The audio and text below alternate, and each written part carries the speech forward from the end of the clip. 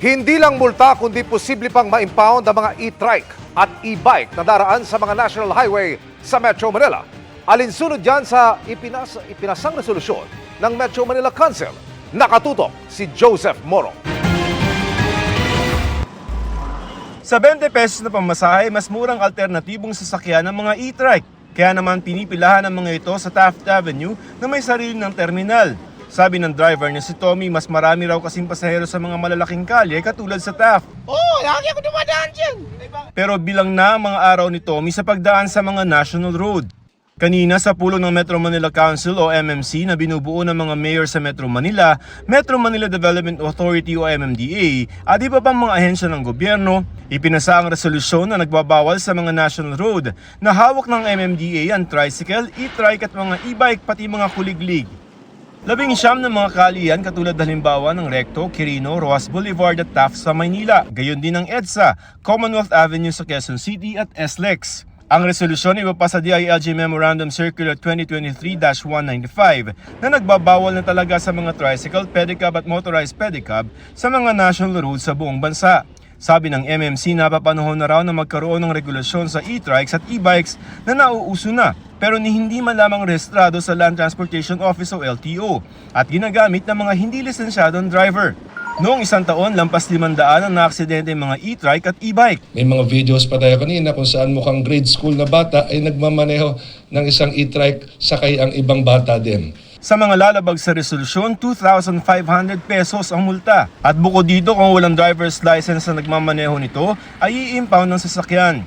Sa Abril, inaasahang may patutupad ang utos na ito ng Metro Manila Council at MMDA. Magpapasa rin ng kanilang mga ordinansa ang mga lokal na pamahalaan sa Metro Manila na magsasabi kung saan bawal at kung saan lamang pwede ang mga tricycle, e-trike at mga e-bike. No, paano? Anong gagawin namin? To the moon? Bubuhayin niyo yung pamilya namin? Top 5, bawat uli. Tapos sila magpapakain sa pamilya namin. Lahat, bawal sa top. Okay lang yun sa amin. Yung mga e-trike na ginagamit ng pampasaherong sasakyan at pinapayagan sa ilang syudad ay hindi naman daw pinagbabawalang mamasada, huwag lamang sa mga national road. It's within the local streets. Yung nire-regulate nila na sinasabi ni Chairman is yung mga nasa national roads. NLEX, SLEX. Sa ngayon, hindi pa kailangan parehistro ang mga e-bike at e-trike sa LTO at hindi pa rin required ang driver's license para magmaneho nito. It's just that pag nag-violate sila nitong ating MMC resolution, doon lang mong po namin sila huhulihin. Hahanapin yung lisensya para doon po namin ma-issue yung citation ticket. Pero tinitingnan na ng LTO kung dapat na bang baguhin ito. Para sa GMA Integrated News, Joseph Morong, nakatutok 24 oras. Pinabulaanan ni dating Pangulong Rodrigo Duterte ang alegasyong kumukuha siya noon ng armas mula kay Pastor Apollo Kibuloy. Itinanggi rin niya ang pagtawag kay Pangulong Marcos na drug addict at sinabing panakot lang ang nooy pagsulong niya sa pagkalas ng Mindanao sa Pilipinas. At nakatutok si Kent Abrigana ng GMA Regional TV 1 Mindanao. May drug addict tayo na presidente. Yan ang patutsada ni dating Pangulong Rodrigo Duterte kay Pangulong Bongbong Marcos noong isang buwan lang. Pero ang pagsabi nito, itinanggi ngayon ni Duterte nang humarap sa media sa Davao City. Even if you kill me 1,000 times, wala akong sinabi na. Taking a drug,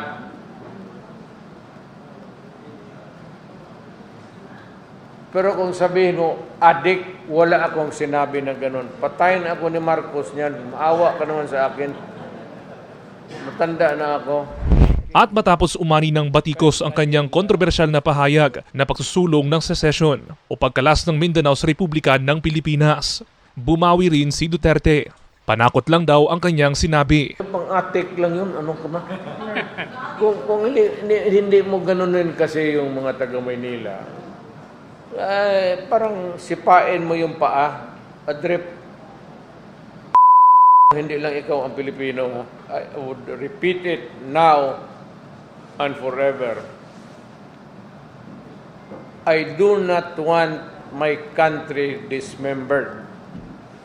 I do not want a part of my country taken away. Sinagot din ni Duterte ang aligasyon ng isang testigo sa pandinig ng Senado na kumukuha sila ng kanyang anak na si Vice President Sara Duterte ng armas mula kay Kingdom of Jesus Christ leader Pastor Apollo Kibuloy. Kami magtanggap ng baril kay Pastor Kibuloy. Ako pa ba ang mag-deliver sa kanya ng kanyon bukas? It's silly. Bakit man si Pastor mamigay ng baril sa akin? Sana siya magkuha. Kung magsabi siya wala siyang baril, bigyan ko siya. Hindi raw alam ni Duterte kung nasaan si Kibuloy na kanyang spiritual advisor. Naglabas na ng sabina ang Senado para parapin sa pandinig ukol sa mga nangyari umanong pang-aabuso sa ilang miyembro ng Kingdom of Jesus Christ ni Kibuloy. Gayon din ang Kamara para naman sa investigasyon ng paglabag umano sa prangkisa ng TV network na SMNI kung saan honorary chairman si Kibuloy. Ang sabi ni Duterte dito, It's not an order. You cannot order an ordinary citizen like me to compel me to report to you. For what? If I don't want. mula sa GMA Regional TV, Juan Mindanao at GMA Integrated News, Kent Abrigana, nakatutok 24 oras. Napakamot ang ilang pasahero sa NAIA, hindi po dahil sa delayed na flight, kundi dahil umano sa surot. Kung paano sila nabiktima at ang pahayag ng paliparan kaugnay riyan sa pagtutok ni Chino Gaston. Malalaking pantal sa hita ang natamo ng pasaherong si Chris, hindi niya tunay na pangalan, nang siya'y maupo sa mga Ratan Furniture sa arrival area ng NAIA Terminal 2 nitong Biyernes. Naipost niya ang mga litrato sa social media para magsilbing babala sa ibang mga pasahero. Ginamot naman daw siya sa klinik ng terminal. Kumbinsido si Chris na isang registered nurse na hindi allergic reaction kundi surot ang kumagat sa kanya.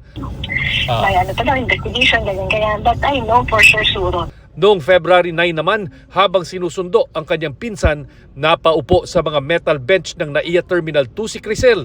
Dito niya na napansin na medyo nangati ang kanyang mga hita at pagdating sa bahay, malalaking pantal at maliliit na kagat ang kanyang napansin sa kanyang balat. May something parang may naglalakad or makate. Tapos ang inisip ko lang po, baka may buhok. Kinagabihan, pagdating namin sa province, parang sabi ko, parang may makate. Kinapa ko po, may malaking pantal. The next day, bilog-bilog na lang siya na maliliit, pero sobrang dami. Siguro hindi na po enough yung linis ngayon. Dapat talaga tanggalin na. Ang surot o bedbugs ay mga parasitic insects na nabubuhay sa mga madidilim at masisikip na espasyo tulad ng sulok ng kama at sofa. Bagamat mas mabubuhay sila sa mga tela o kahoy na material, pwede rin daw silang mabuhay sa bakal. Sinisip-sip nila ang dugo ng kanilang mga nakakagat. At bagamat hindi naman umano nagdudulot ng pagkalat ng sakit, nagdudulot ito ng matinding pangangati ng balat. Kamakailan lang ay nabalita ang pagkalat ng mga surot sa mga hotel sa Paris, France. Ganun din sa Hong Kong at Korea. Ang Manila International Airport Authority o MIAA humingi na ng paumanhin sa dalawang nagreklamo. Pinull out na raw ang mga upuang tinukoy ng mga nagrereklamo. Inatasan na rin ng mga terminal managers na imbestigahan ang nangyari at magsagawa ng masusing inspeksyon at pinaigting na paglilinis ng mga pasilidad. Para sa GMA Integrated News, Chino Gaston, nakatutok 24 oras. Isiniwalat ni Senador J.V. Ejercito ang manoy modus sa mga ayudang para sana sa mga walang trabaho. Pero pinapakinabangan ng ilang opisyal umano ng San Juan. Ang kasalukuyang nakaupo sa pwesto na si Mayor Francis Zamora, pumalag sabay diing malinis ang kanyang konsensya. Tinutukan yan ni Mav Gonzalez.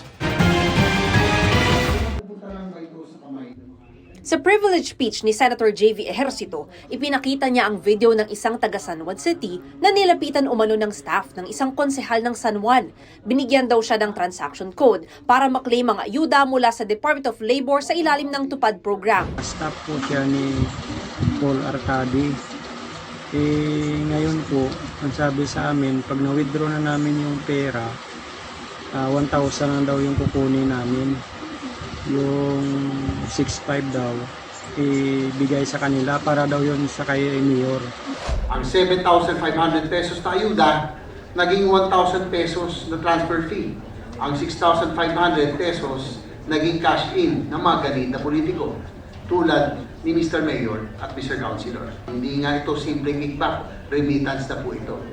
Sa isa pang video, may makikitang nangongolekta at nagbibilang ng pera. Ayon kay Senador Ejercito, mga kasabwat daw sila. Napakita naman dito ang mga kasabwat habang kinukolekta ang binibilang at katpok ng mga opisyalis. Ayan sinasabi nito, magtatanong ng tao. Mga sinabi nila sa'yo yan, yung maniwala sa akin. Nasa taas kasi yan. Kakasuhan ka yan. Kaya nga. Hindi naman sila mga kasuhan. Yung sa taas nun. Ano yung nakasuhan nyo? Yung umawak nito. Kasi punta sa grupo ito, maging investigat na niya. Reklamo pa umano ng ilang benepisyaryo, ipinapamigay ang tupad bilang pamasko sa mga kapitan at kagawad sa San Juan City. 15,000 sa bawat kapitan at 7,500 sa bawat kagawad. Pero kung kalaban ka, hindi ka kasama sa Christmas party.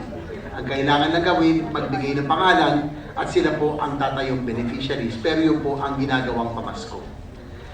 Mga kapamilya, kamag-anak o kaibigan nila nakapangalan. Dahil hindi nga po eligible ang mga barangay officials sa tupad. Hindi pinangalanan ni Ejercito ang alkaldeng tinutukoy niya. Pero kung sinasabi niyang sa San Juan ito umano nangyari, ang alkalde ng San Juan ngayon ay si Mayor Francis Zamora.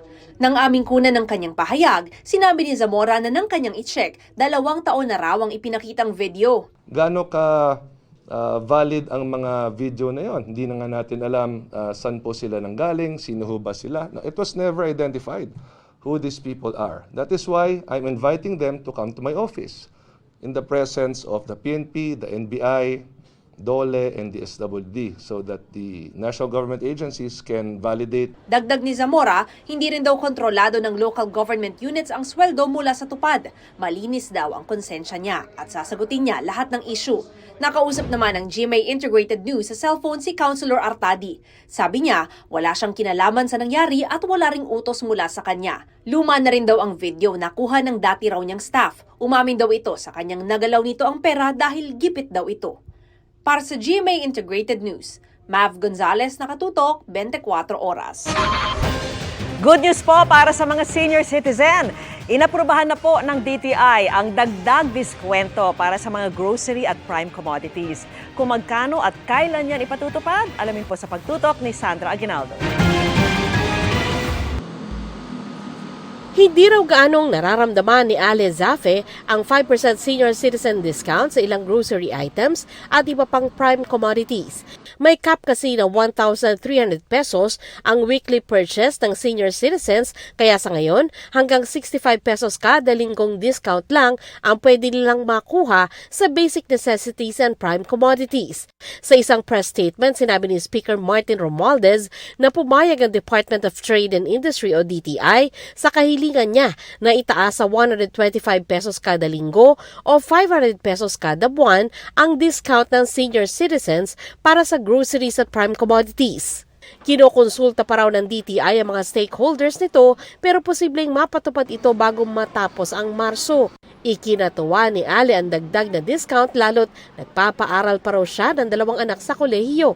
Okay po ma'am, masaya. Sana nga po madagdagan, ituloy yung balak ng DTI para naman masiyahan yung mga kapwa ko senior. Sinikap ng GMA News na makausap ang DTI pero wala pa silang pahayag. Sabi ni Attorney Romulo Macalintal, senior citizen advocate, makatutulong sa mga seniors ito. Ang sa kasalukuyan ay napakaliit nga naman ang tinatanggap ng mga senior citizens na diskwento. Imagine ang pinaka-threshold ay 1,300 for a weekly. Ang mangyayari, ang magiging threshold ngayon ay 2,500. Nang ibig sabihin 5% noon ay sa loob ng 1 linggo makakakuha ng 125 pesos discount ang isang senior citizen.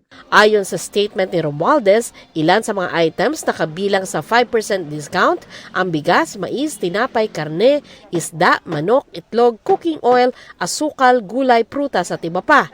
Magpapalabas pa raw ng Implementing Interagency Circular ang DTI, Department of Agriculture at Department of Energy kaugnay nito at maging listahan ng items na saklaw ng discount.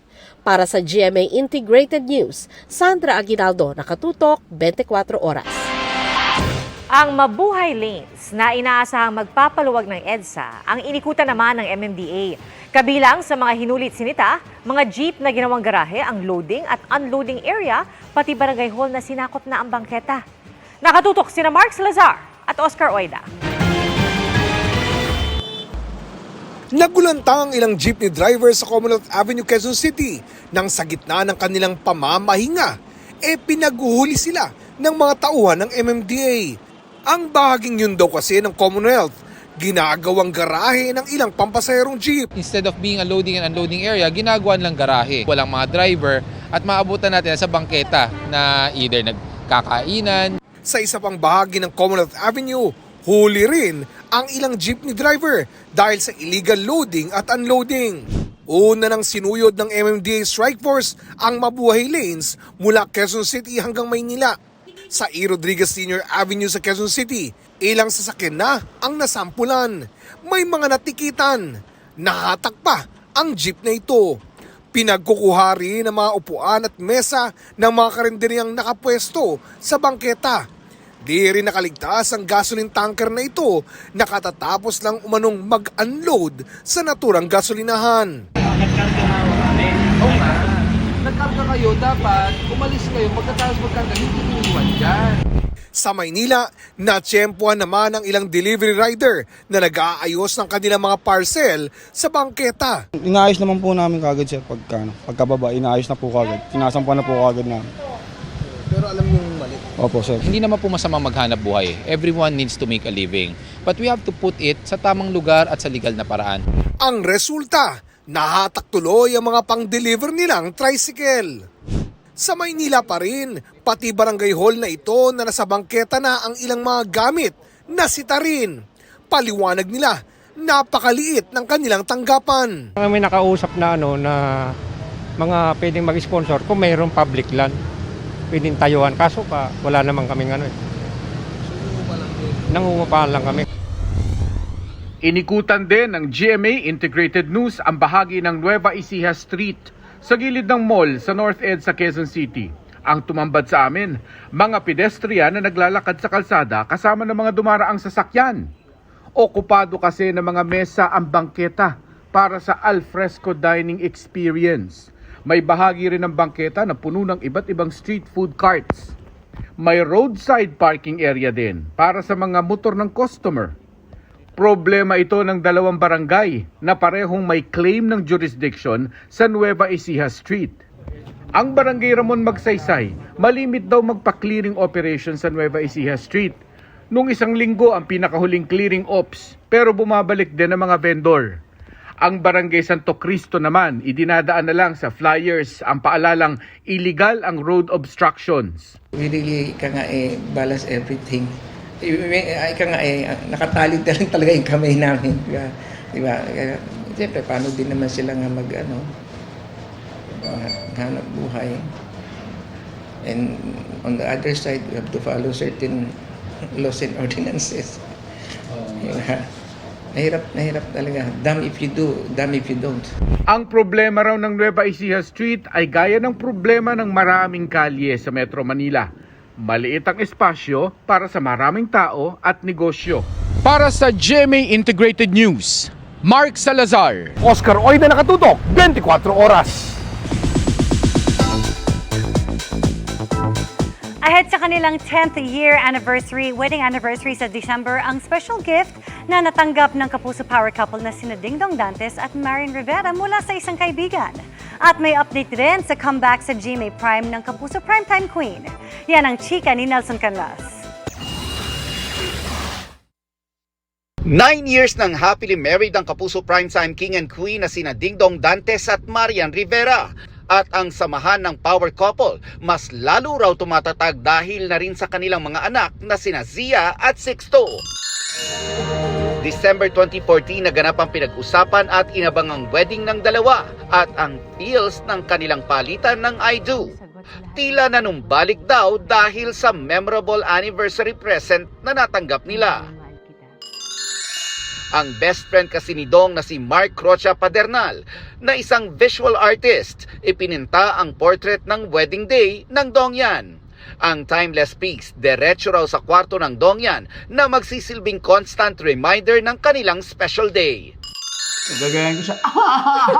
Dahil 9 years na as husband and wife, for sure kilalang kilala na ng Dongyan ang isa't isa. Sa online exclusive ng sitcom nila na Jose and Maria's Bonggambilya, ginaya ni Yan Yan kung paano naglalambing si Ding Dong.